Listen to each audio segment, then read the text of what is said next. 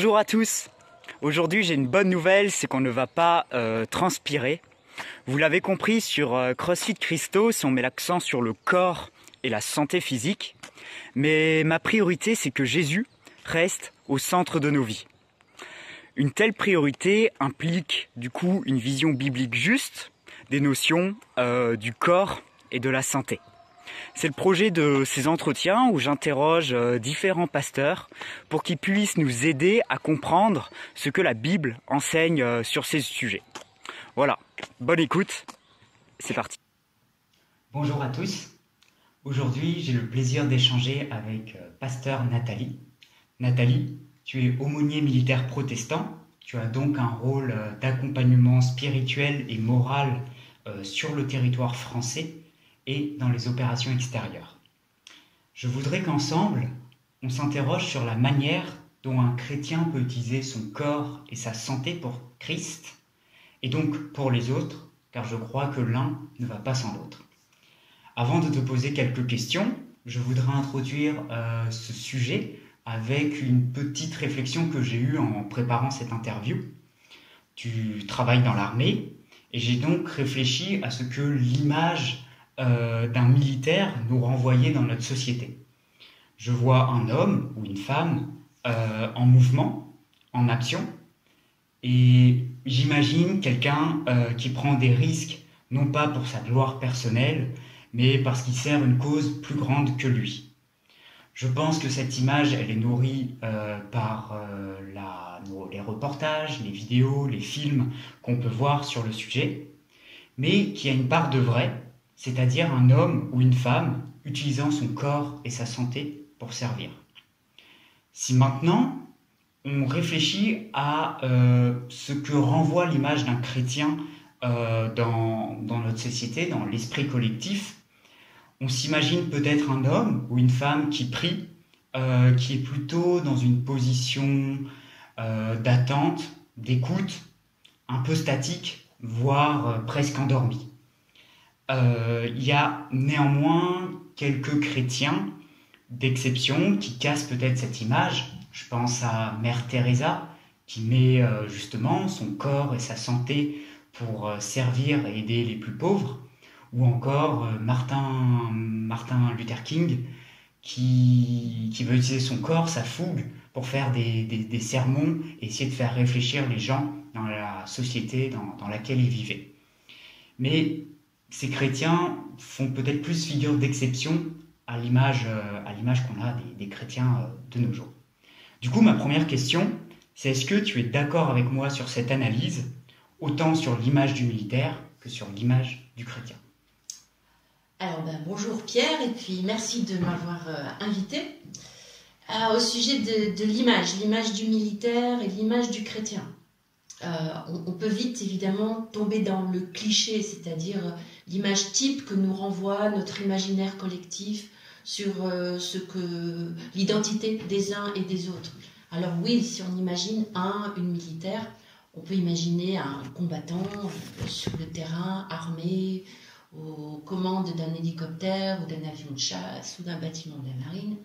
Et on peut avoir bien sûr cette idée d'un homme, d'une femme assez jeune et sur le terrain en pleine action. Il faut quand même modérer cette image parce que dans l'armée, il y a énormément de gens qui travaillent dans des bureaux, devant des ordinateurs et qui sont absolument indispensables au fonctionnement de l'armée. Pour ne donner qu'un exemple, on peut penser à la cyberdéfense par exemple. Tous les militaires qui se consacrent à la guerre via Internet et qui sont devant des ordinateurs pour la plupart de leur journée, qui sont tout à fait indispensables. Pour le chrétien, c'est la même chose. Bien sûr, un chrétien, une chrétienne, c'est un homme, une femme qui prie. C'est une dimension fondamentale de la vie chrétienne. Mais un chrétien ou une chrétienne est un homme ou une femme comme les autres qui va aller travailler, qui va s'occuper de sa famille, avoir des enfants, etc. Donc voilà, pour relativiser. Maintenant, pourquoi pas garder ces images clés à propos de l'un et de l'autre. D'accord. Et du coup, ma deuxième question, c'est retrouves-tu, lorsque tu lis la Bible, et notamment la vie de Jésus et de ses disciples, cet état un peu statique, immobile? Alors, pas vraiment. Si on lit les évangiles, d'abord avec Jésus, Jésus est un homme de terrain, hein. Il est toujours sur les routes d'Israël, de Palestine. Il va rencontrer des centaines, des milliers de gens, guérir des malades, être en discussion avec les uns les autres, que ce soit dans les villes comme Jérusalem ou à la campagne. Donc Jésus était un homme d'action. Je vois la même chose avec des apôtres comme Paul, grand voyageur, qui a sillonné les routes de l'Empire romain. Cela dit, oui, Jésus est quelqu'un qui prie pour être proche de son Père, pour être avec Dieu, dans l'intimité avec Dieu. Et oui, un chrétien, ces chrétiens comme les évangélistes, Jésus, sont à la fois des gens de prière et des hommes d'action. Je pense que c'est la même chose pour nous chrétiens. On ne peut pas être que une personne en prière. Ce que l'on prie et notre sens du service doit se transformer en acte pour les autres. Ok. Et donc, pour une question un peu plus pratique, y a-t-il, d'après toi, un appel de Dieu, pour nous les chrétiens, de faire un bon usage de notre corps, de notre santé, pour servir notre prochain? Et si oui, sous quelle forme cela ça peut prendre? Alors, dans la Bible, le corps humain, c'est quelque chose de très important. C'est un don de Dieu. Dieu crée les êtres humains avec un corps. Et contrairement à la tradition de la philosophie grecque depuis Platon et tous ceux qui lui ont succédé, il n'y a pas de séparation à faire entre l'esprit, l'âme et le corps dans cette philosophie grecque. Et cela a imprégné même la théologie chrétienne pendant des siècles, notamment au Moyen-Âge et plus tard encore. Le corps a été considéré souvent comme quantité négligeable, comme quelque chose même d'un peu méprisable. Ça, on ne le retrouve pas du tout dans la Bible. L'homme est un corps doté d'une âme et d'un esprit. Et Jésus lui-même va accorder une grande attention à ce corps, puisque, comme je l'ai dit il y a un instant, il va guérir des dizaines et des centaines de malades qu'on lui présente. Le corps est donc extrêmement important. Donc Dieu nous a donné un corps et il s'agit d'en prendre soin, c'est tout à fait fondamental. Ce que l'on mange, l'exercice physique, la manière dont on prend soin de son corps, mais aussi la sexualité qui est un don de Dieu et qui magnifie le corps, sont des choses à vivre pour le chrétien en respect avec ce que nous dit la Bible. La sexualité, je dois la vivre dans le respect du corps de l'autre et de mon propre corps, et prendre soin, en général, d'une façon tout à fait générale, de ce corps que Dieu nous donne. Alors après, on parle là du corps en bonne santé, celui qui peut mettre son corps au service des autres. On ne peut pas exclure de notre réflexion les gens qui sont malades, dans l'incapacité d'aider les autres avec leur corps.